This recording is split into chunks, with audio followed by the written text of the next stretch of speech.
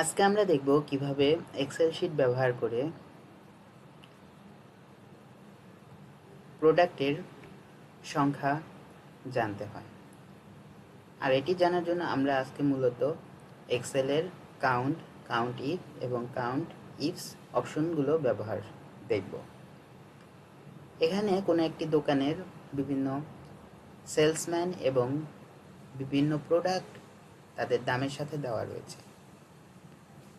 এখন আমরা যদি জানতে চাই এখানে মোট প্রোডাক্ট কতগুলো বিক্রি হয়েছে, তবে আমরা কাউন্ট অপশনটি ব্যবহার করতে পারি। আর কাউন্ট অপশনটি ব্যবহার করার জন্য আমাদের লিখতে হবে ইকুয়াল কাউন্ট ফার্স্ট ব্র্যাকেট এবং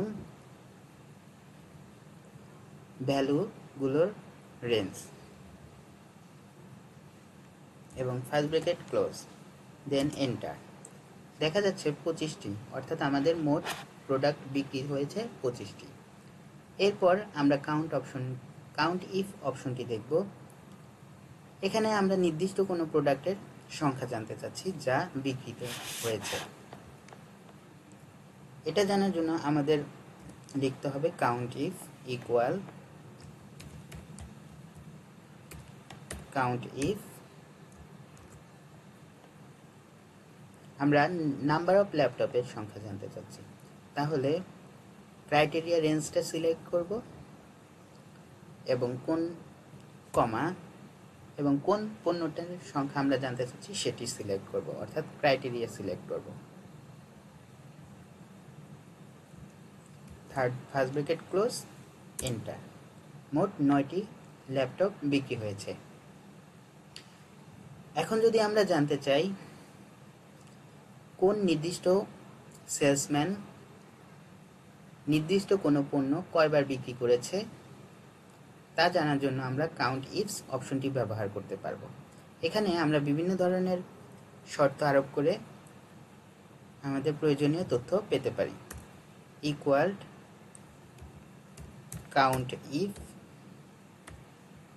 ifs first bracket criteria range, first criteria range salary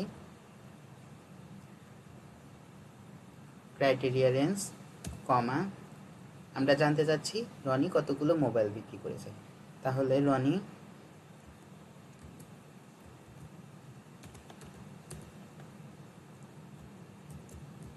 কমা second criteria list second criteria range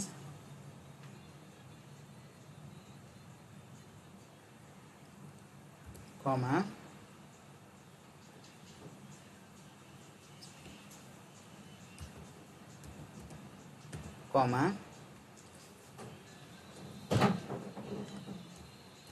mobile